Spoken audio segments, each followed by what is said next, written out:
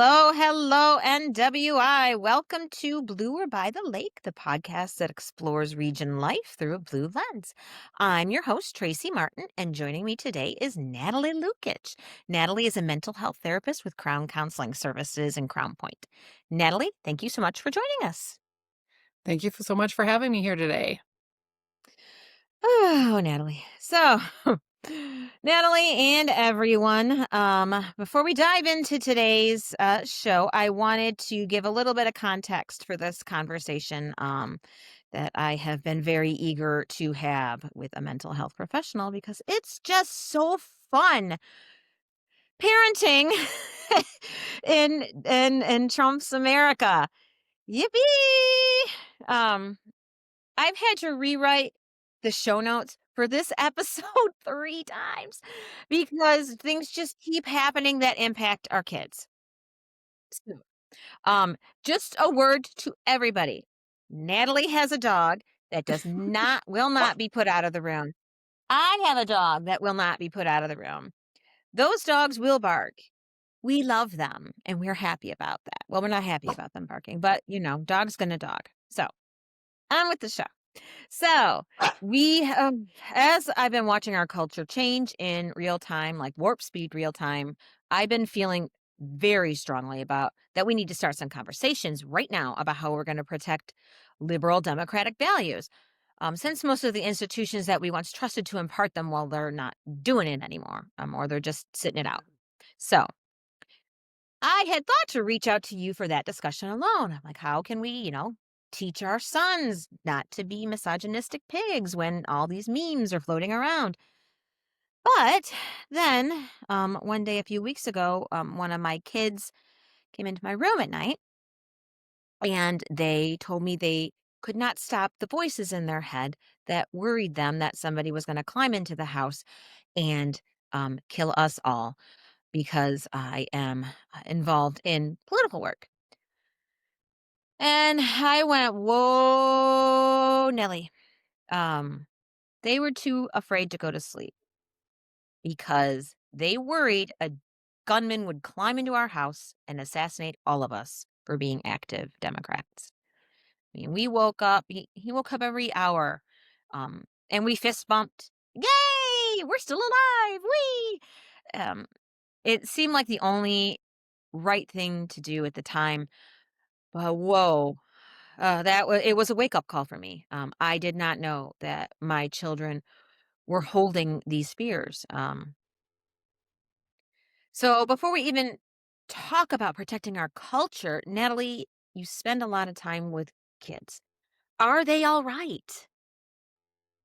Yeah, it's such a scary time right now. Kids are really, really struggling. Not only my own kids, but all the kids that I see in my practice. It's just so confusing what's going on right now, everything in the world, in the news, social media. It's so hard to tell what's facts and what's opinions, and in some cases, what people's agendas are. And it creates a lot of fear and anxiety with folks. I mean, kiddos, but also all of us that do take part and try to support folks around us that aren't in the majority. So, yeah, they're really struggling with it. You know, one of the most frustrating things as a parent is how much of this is out of our control. I mean, I can't make the world go back and elect Kamala Harris. Would that I could. So, how can I help my kid feel safe? I think most kids tend to seek out safety in their homes and at school. And when those places become places of uncertainty or filled with fear and sometimes hateful speech about others, it creates a worldview of fear and unkindness. So the whole world sort of starts looking like that. And when they hear about violence at school, it violates that safe space that schools are so desperate to try to create.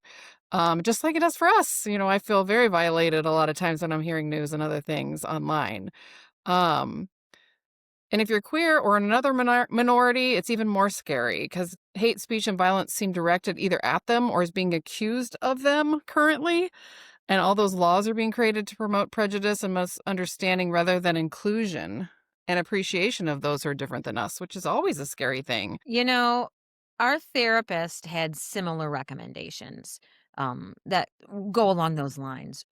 Try to keep your home as safe a space as you can. Block out as much of the politics as possible. And it's helped for one of my kids. But we're not always going to be able to do that. And you touched on one of the reasons why. One of my kids is trans. And we all know how the state of Indiana is treating that community. And this is where the cultural value protection dovetails because for a minute there, it felt like trans kids and gay kids and neurodiverse kids could grow up in the same kind of world as everyone else, with all the whole rainbow of opportunities that every American child is promised from the cradle. But that window just slammed right shut, like, and they, pretty much cracked the sash at the same time. Hmm. What are you seeing in your practice with gay and trans kids? Well, kiddos are so, these kiddos are such a great risk for comorbidity, anxiety, depression, and trans kids have the highest risk for suicide of all minority groups. Indiana is also really, really high in comparison to the rest of the country. I have no direct reason for that, but I do know that it is very high. Hmm. It's in the top three. And there's Oh, widespread wait, back fear. up. For Yep. suicide? Yes. Yep. Indiana is one of the highest ranked in the nation. There's a lot of widespread fear, and kids are reporting also higher incidents of hate speech, bullying, harassment. Um, and so, to go back to your last question, I kind of wanted to share maybe a little bit more information there. Some of the ways that I help support kiddos to feel safe is using inclusive language. It helps everyone feel safe. It lets kids know that whoever they are, they're loved and supported. And that can include things like using pronouns that somebody is asking you to use, or also just not using pronouns, or just using language that encourages people to ask questions. Can we And pause it's you really quick second, Natalie, because I wanna go over yeah, that pronoun thing for a second. yeah, Okay, guys, let's talk a minute openly and honestly about pronouns. I'm 50, okay? I am not gonna lie to you. It is a daily battle to use the correct pronouns with my kid. But what it is the simplest and smallest way you can make somebody feel that you see them and accept them. And if you can do that, why wouldn't you try?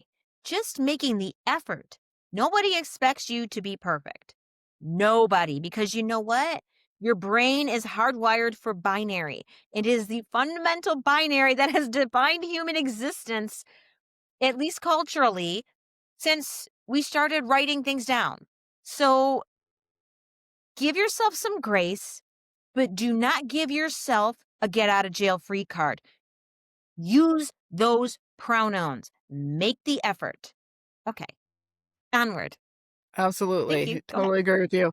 Yeah. And I also wanted to share that because you were kind of talking about that earlier with social media and all those things. And I personally get one source of news because I just spiral if I see too many sources of news. I don't work for them, but it's just facts. So there's no speculation, there's no other things, and I really like that about it. Doesn't talk about things that are going to happen, but also the only thing I ever see on my social media is like puppy and kitten videos, and I curate that very well to make sure that I'm really structuring what I want to see on my feed, and that can really also help with keeping some of that fear down for kiddos. I also subscribe to a happy news network that sends me only happy news that's going on. Um, What is that? it's literally Happy News Network. Yeah, I and they like send you that. like puppy finds new home and things like that. It's Good News Network, I think is actually the Good name of it. News Network? Yes, Okay. Good News Network. Writing that down, folks. Yes. I'll put a link in I'll put a link in the show notes. Good News Yes. Network. Because Yes. good God almighty, do we need Good News Network. Yes. I And need then what Yeah, and when we're looking for our kids, there's every type of social media has really great systems in place to set up to really curate what your kids are seeing too. So mm. you can definitely set up a lot of things. You can set up family accounts, all those things that you can do to help protect them, feel safe.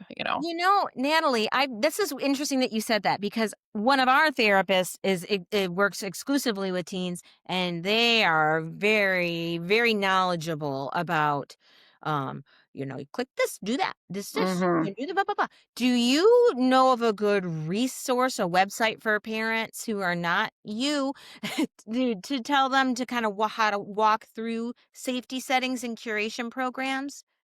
I don't know if it's possible to send you a PowerPoint because I actually did a presentation on this in Crown Point not that long ago, and I can send you that with all sorts of links. And there's different.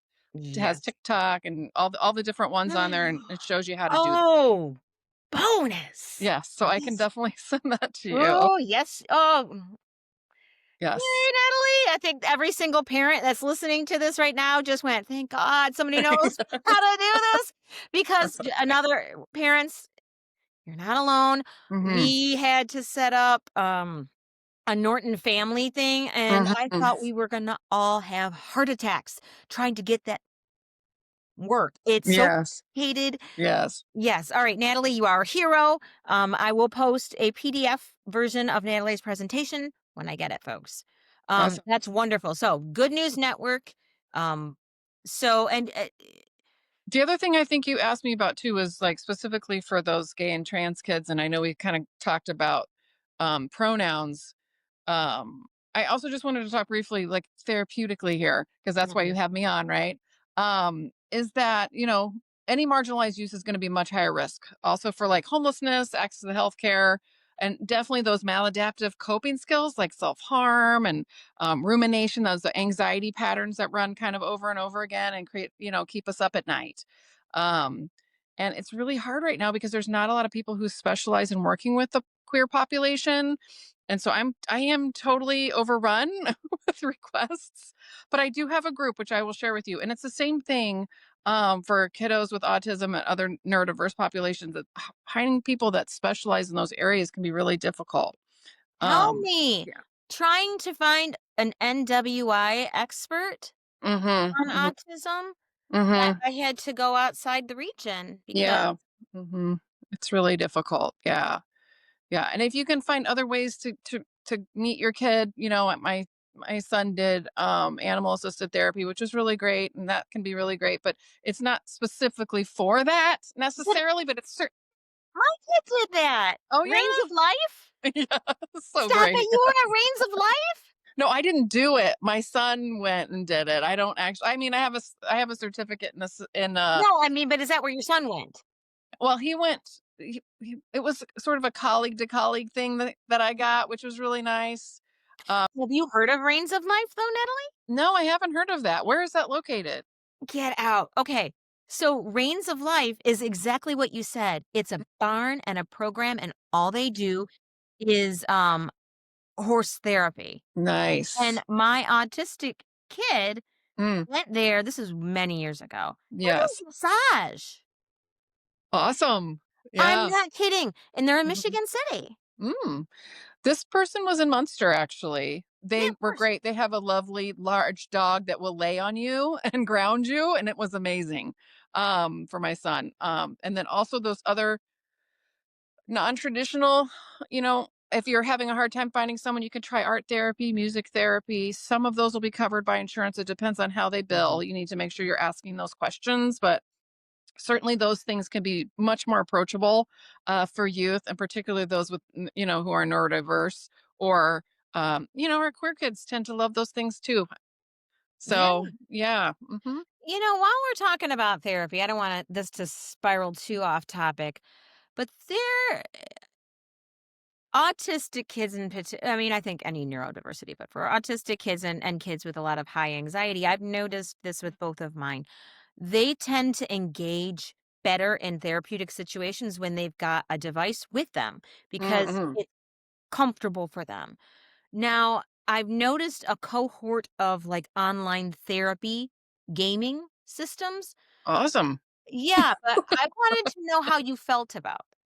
Now, these are Yeah. specifically game communities, and they're playing games like Roblox or whatever, and it's guided by a licensed mental health therapist, and they're doing it to teach social skills and therapeutic Mm. interventions. How do you feel about that?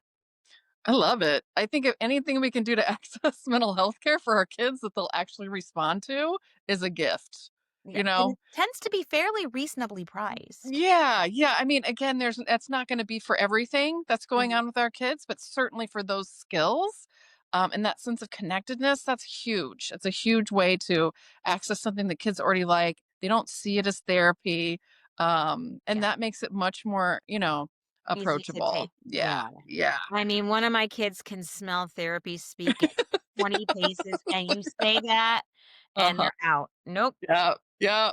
Meh. Say the word coping skills, and it's all over, right? Yeah, Yeah, yeah. especially to the where they're like, "I don't do deep breathing. Get Uh-huh, out of uh-huh. here. I'm not a Don't get me yogi. counting. No counting." No, yeah. Yeah, 'cause they're smart, you know? Um, So with, I don't know, with all the things being normalized, the hate speech bullying, I think anything we can do to connect people with other people, especially that have similar interests or similar challenges is like I said, it's a gift. So yeah, connect those kiddos. I wanna go over some other potential triggers, and people who kids who are being marginalized in ways that they might necessarily, have been before. Oh my god, I can't believe I have to say this in 2025, but are the girls okay? We've seen Yeah. social attitudes towards women in this state, and you all know what I'm talking about, run screamingly backwards. Mm. What impacts of these shifting gender norms are you seeing in girls in your practice? I mean, it's sadly kind of the same for any other marginalized group. Definitely a backward step. Uh, there's just so much more fear. All the normalization of intimidation and sexual harassment and brushing off of accusations doesn't do a lot to make you feel safe as a woman in society. And of course, anxiety and depression, feelings of hopelessness and worthlessness. Um, I'm just seeing those a lot more in my practice for those folks that identify as female. Never thought I And would be saying that either. right? Yeah. What the fuck was all that work for? Yeah. Yeah. You know? Exactly. Yeah. We we did I don't have time to rant yet. Okay. It'll come, don't worry, but sorry, folks. It's in there, it's coming out. But so what's your prescription for these girls that are facing this whiplash new normal where they're demeaned and discriminated against? One of the things that I like to do, and I do this for myself too, is I think about how many people voted. 30% of the population, 33 at top of the population voted. Probably a, a much smaller percentage of that actually agree with those certain social ideas, right? Some people just were clueless about how they were voting or they voted for financial reasons or whatever else. Ay, ay, I ay. think that really leaves like a much smaller number of the world that actually feels those ways. It's just that those things are really out there, and those things are blown up and politicized and made to seem like the entire world looks like that.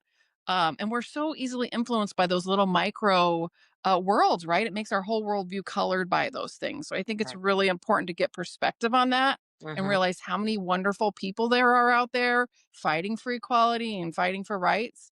And we really are the majority, in that sense. If we all come together, we are the majority. And that's something that helps me get through that, and survive.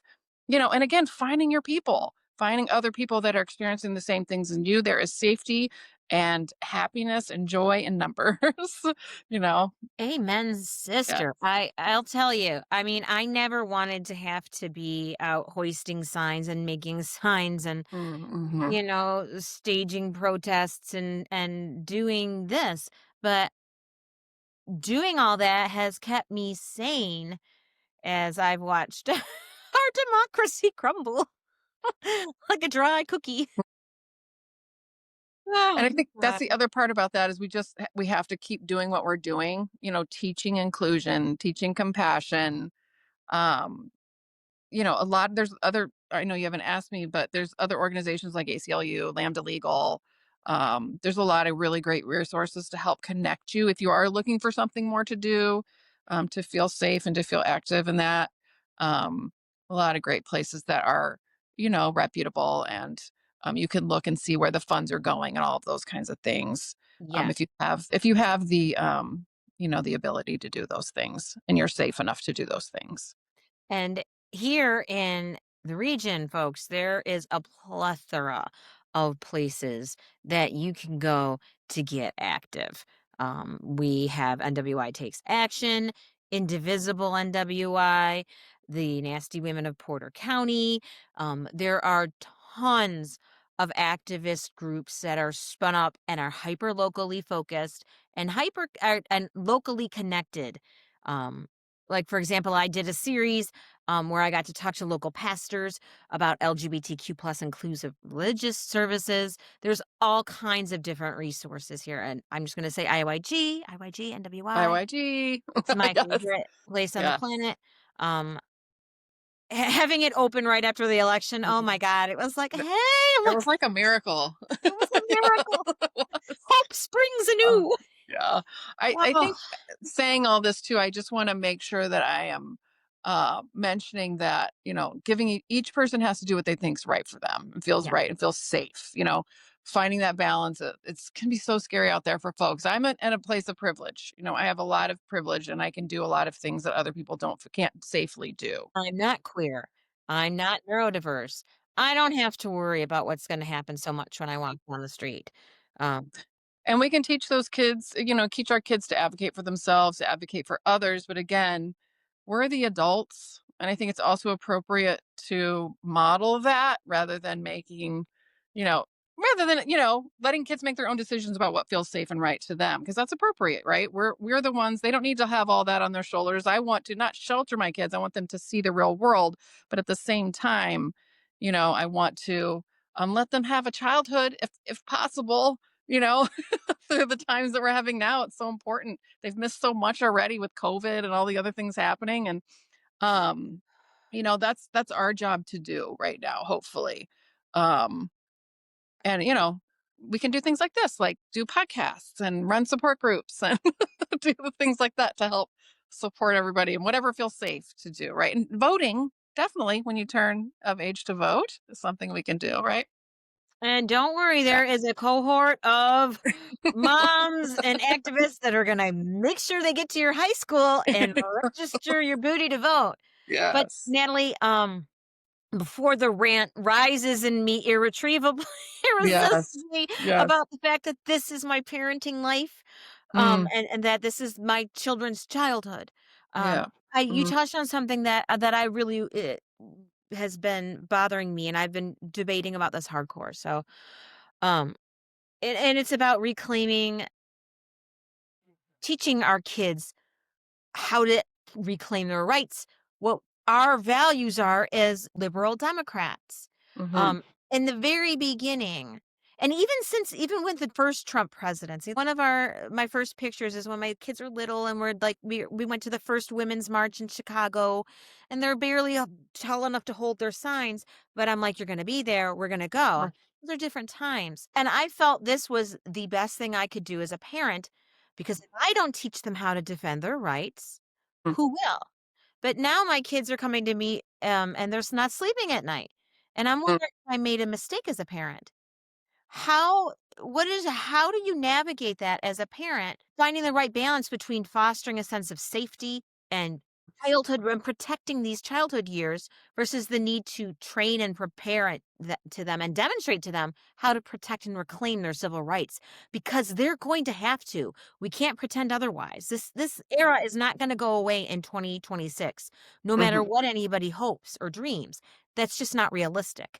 We have to teach these kids how to get back to a world where they can be who they want to be. mm. How do we Absolutely. Yeah, and I think again, part of that is going to be doing that through um, modeling that behavior, and advocating for ourselves, and doing that, and also keeping things practical. So practical things that we can do. These are literal things we can do. Here's how you fill out this. Here's how you do this thing. Here's how you take a stand. But letting them choose what Mm. things they want to participate in, what they feel safe doing. I mean, get allowing kids to make their own choices and decisions also can give kids a sense of control and help with fear. So it's not only helping them learn how to do those things, but it's also helping them get a sense of control in crazy times. So, and kids who can do things on their own and can make choices about what they do are happier kids, you know? So I think all around that's a kind of a win win. And again, sometimes just existing as a queer kid in this world right now is enough of a protest. And that kid should feel darn proud of that because they're there and they're being themselves and they're existing despite what anyone else is doing. And that's something to be proud of. Hey, man, I knew I would like you, Natalie. And also, my kids are going to be ecstatic to hear you say all this.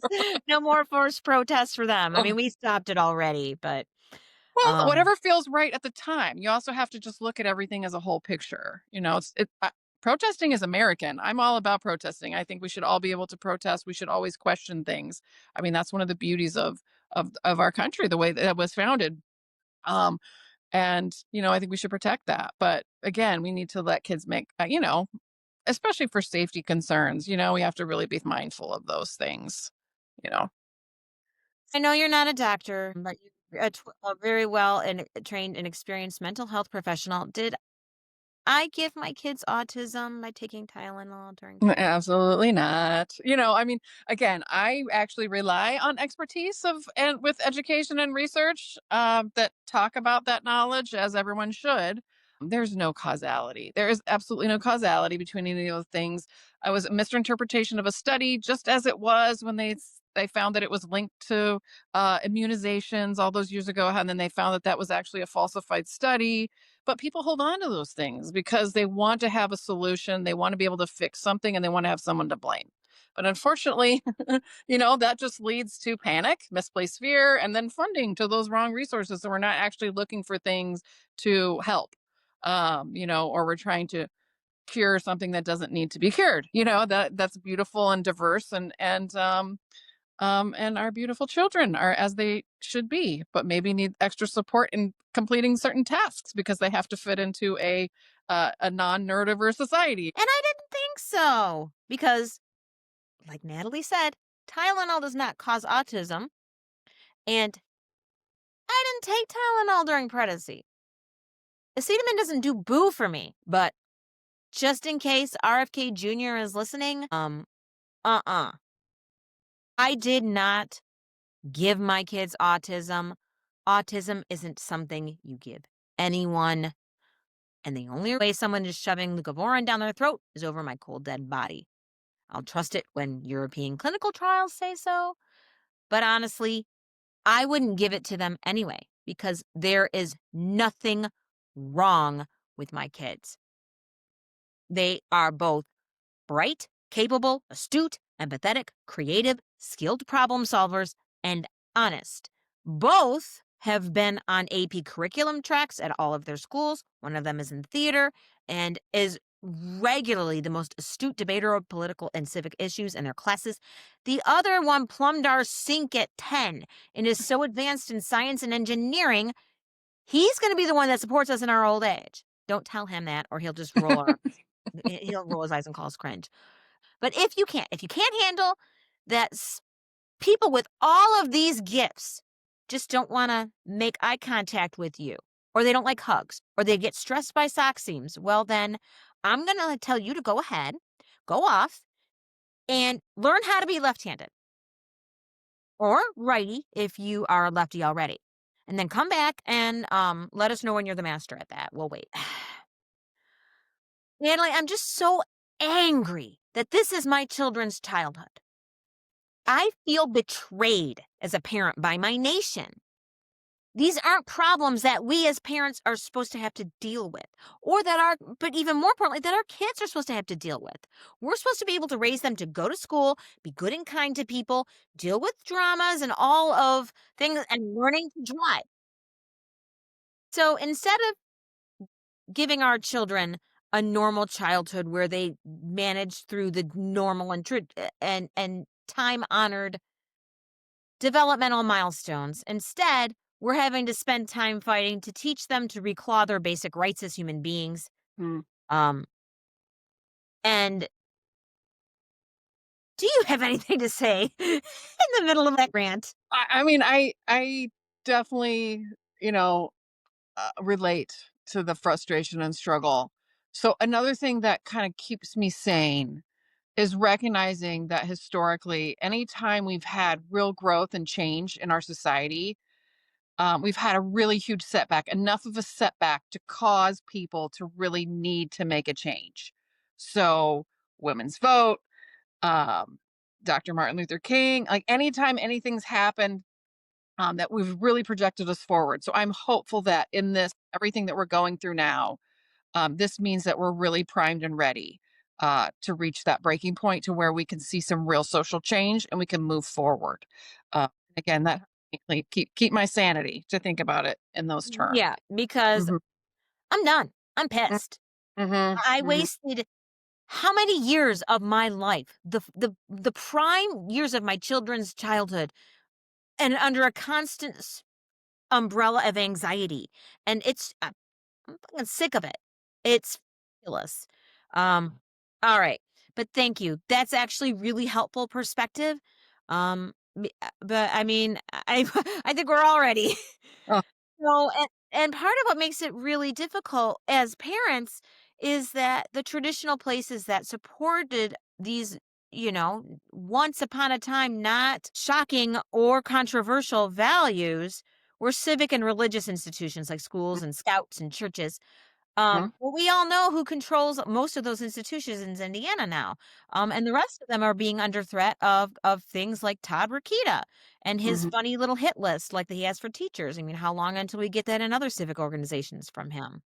Yeah. Um, so do you know of any good groups out there for folks who want to make sure that their children continue to respect anyone who falls under the DEI umbrella? Well, certainly, again, the ACLU, Lambda Legal, if you have a specific concern or complaint, you can file those. ACA, APA, AMA all still support, um, uh, inclusive language, best practices that still align, I think, with kindness and compassion. There's also, if we're talking about queer youth, um, right now at least, schools are still required to allow children to form GSAs, which are clubs for inclusion at schools. And there are people, specifically at IYG, I've had someone help and support me with that when a school was resistant to that. And so that is something that kiddos can definitely do if they feel like their school doesn't feel like a super safe place for them. They can still do that. Mm. And there's also a lot of online places. Trevor Project is wonderful. You can get on there. It's moderated by age. You can find other people to talk to. Um, and of course, for those that are having more serious concerns, there's always the trans lifeline. So that is specifically for trans folks. They don't have to explain that they're trans. Everyone on there is trans. You just get on and talk about what's going on with Yeah, you. So, they'll get it. yes. Yeah. Right? Yeah, Yes. yeah. So we Uh, might just have to reach out to those bigger, more national, supported groups right now until mhm. we can get some laws changed in Indiana for the better, right?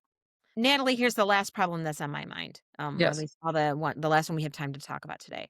So, as we all know, as our government starts to tilt into irreconcilable differences around the budget, and we go into the government shuts down. The reason for this is that Medicaid and the Affordable Care Act exchanges, Mm, the subsidies for that are slated to go into effect in January. mm, Fun. So it's the worst possible time, of course. yeah. Are there mental health resources for parents with vulnerable kids should their insurance coverage go into the toilet? Right. So a couple things. IYG, number one in Northwest Indiana, is definitely a really great resource. Yes. Depending on their funding, they should have free counseling services. I know they don't have those yet, but they are working towards that goal. Also, I run support groups. There is a Thursday night one at Crown Counseling at 7:30.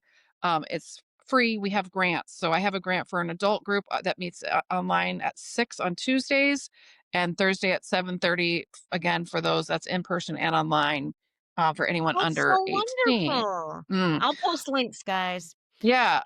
Yeah, and also lots of agencies will still do pro bono work. They'll still do sliding scale work for kids, especially for people that get kicked off Medicaid. You know, those people will Mm, fall into those brackets to where they might be eligible for those okay. services too. Yeah, I'll bet. Mhm. Um, okay, so Natalie, that is all been so helpful. Thank you so much for joining today and providing a calm voice of compassion. They seem to be Mm. thin on the ground, but it's good to know that there are still good people out there doing good work. Um, Back at you, and as Tracy. I'm sure you can tell, there Mhm. are a lot of really angry and frustrated and stressed parents out there. Thank you for helping us protect them and keep our values intact, so they're ready to bring about the better world. Yeah. Thank you so much for helping me. It helps me too to manage my own stuff by advocating on things like this, right? And I appreciate the opportunity to be of service in that way. So, same, my friend. And folks, that's a wrap. I'm going to go calm my soul at the lake. And hopefully I will see you there. Bye.